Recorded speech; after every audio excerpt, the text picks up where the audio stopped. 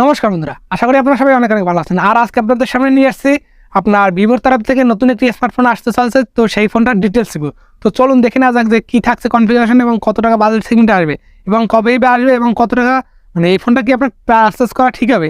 এই ফোনটা নিয়ে যত রকমের প্রশ্ন আছে সকল প্রশ্নের টুকটাক ধারণা দিয়ে দেবো আজকের ভিডিওটাতে। তো অবশ্যই ফুল রিভিউ দেখা পর্যন্ত অবশ্যই সাবস্ক্রাইব করে পাশে থাকবেন এবং ভিডিওটাতে একটা লাইক দেবেন। তো চলুন দেখে না যাক যে এই ভিভোর তরফ থেকে নতুন ফোনটা কী। তো নাম এবং থাম্বনেল দিয়ে তো আপনারা জেনেই গেছেন।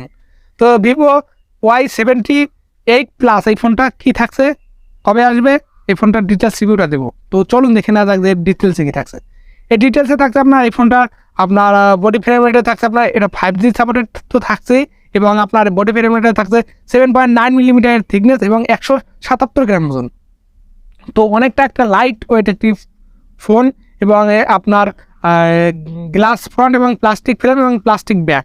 এছাড়া আপনার ডুয়েল সিম কার্ডের স্লট থাকছে এবং ডিসপ্লেতে থাকছে আপনার অ্যামোলেড টাচ স্ক্রিন 16 কালারের, এবং আপনার এর সাইজ হচ্ছে 6.78 ইঞ্চি একটি ডিসপ্লে, যেটা না আপনার কার্ভ ডিসপ্লে, আপনার 90.3% স্ক্রিন টু বডি রেশিওর সাপোর্টেড, এবং 1000x2400 পিক্সেলের একটি ডিসপ্লে, যেটা 20:9 অ্যাসপেক্ট রেশিও, 388 পিপিআই ডেন্সিটির একটি ডিসপ্লে, যেটা 120 হার্জ রিফ্রেশ এবং 1300 নিটস পিক ব্রাইটনেসের একটি ডিসপ্লে। ওভারঅল কিন্তু বেস্ট ডিসপ্লে আপনাদের আমি বলবো, কারণ ব্রাইটনেস ভালো, 120 হার্জের অ্যামোলেড ডিসপ্লে, বেশ ভালো মানের ডিসপ্লে, নো ডাউট। মানে বাজেট সেগমেন্টে বেশ ভালো ডিসপ্লে। তো বাজেট সেগমেন্ট মানে ফোনটা 30,000 টাকা বাজেট সেগমেন্টে বাংলাদেশ মার্কেটে লঞ্চ করা হতে পারে, তো অফিসিয়ালি তো এরকম কিন্তু লিক পাওয়া যায়। তো 30,000 টাকা বাজেট সেগমেন্টে যদি আপনি দেখেন যে ভালো ডিসপ্লে আপনাদেরকে এখানে প্রোভাইড করতেছে অবশ্যই।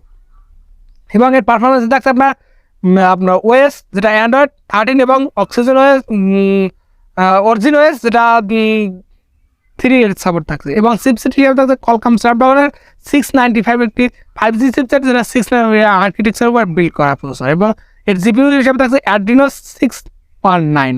তো ভালো প্রসেসর থাকছে বাজেট সেগমেন্টে, এবং আপনার এর থেকে ভালো প্রসেসর আমরা আশা করতে পারি 920 মিডিয়াটেকের 920 প্রসেসরটা অবশ্যই দিলে খুবই ভালো হতো।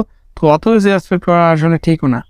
এবং এখানে থাকছে না কোনো ধরনের মাইক্রো এসডি কার্ডের স্লট এখানে, এবং এখানে থাকছে 8GB এবং 12GB দুইটা র্যাম ভেরিয়েন্টে সাপোর্টেড, এবং 128GB এবং 256GB দুইটা রোম ভেরিয়েন্টে সাপোর্ট থাকছে, এবং IPS 2.2 এর স্টোরেজ টাইপ থাকছে, এবং LPDDR4X র্যাম ক্যাটাগরি থাকছে।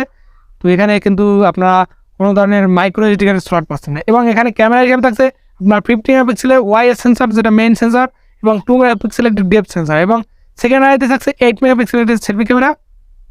তো এখানে কিন্তু কোনো ধরনের 4K ভিডিও রেকর্ডিংয়ের সাপোর্ট আপনারা পাবেন না। তো ক্যামেরাতে কিন্তু ওয়াইএস এর সাপোর্ট থাকছে, এই দিকটা কিন্তু ভালো, এবং আপনারা ওয়াইএস এর ভালো ধরনের ইমেজ স্টেবিলাইজেশনের সাথে আপনারা কিন্তু ভিডিও শুটিং করতে পারেন। এবং এখানে থাকছে সর্বোচ্চ 1000-30 FPS পর্যন্ত ভিডিও রেকর্ডিং সাপোর্টেড, এবং 60 FPS পর্যন্ত।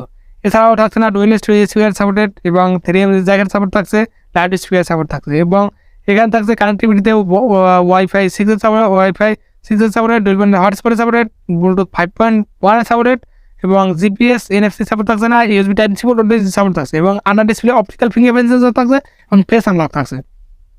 এছাড়াও এই ফোনটাকে পাওয়ার ব্যাকআপ করার জন্য রয়েছে লিথিয়াম পলিমার নন রিমুভেবল একটি 5000 mAh ব্যাটারি, আর যার সাথে থাকছে 44 ওয়াট একটি ফাস্ট চার্জার। এবং এই ফোনটা কালার হিসেবে থাকছে ব্ল্যাক, ব্লু, গোল্ড, 3টা কালার ভেরিয়েন্টে আসবে। এবং এর মডেল নাম্বার হচ্ছে B22 এবং 71A এর মডেল নাম্বার। তো এই ফোনটা কিন্তু খুব শীঘ্রই বাংলাদেশ মার্কেটে আসবে, যেটা আপনার যেটা লিক পাওয়া গেছে মে মাসের শেষের দিকে এই ফোনটি মানে আসতে পারে।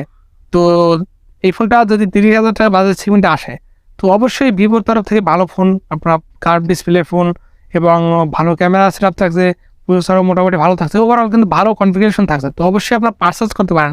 ফুল রিভিউ দেখবেন, তারপরে ফার্স্ট রিভিউ দেখবেন, তারপরে। তো এই ছিল ভিভো Y78 প্লাস এর ডিটেলস রিভিউ। তো কেমন লাগলো অবশ্যই কমেন্ট করে জানাবেন, এবং নেক্সটে কোন ফোনের রিভিউ দেখতে চান সেটা কমেন্ট করে জানাবেন, এবং নেক্সটে আরও সুন্দর সুন্দর এরকমের ডিটেলস রিভিউর ভিডিও থাকছে। তো অবশ্যই সাবস্ক্রাইব করে পাশে থাকবেন, এবং দেখা হচ্ছে নেক্সট ভিডিওতে। সবাই ভালো থাকবেন।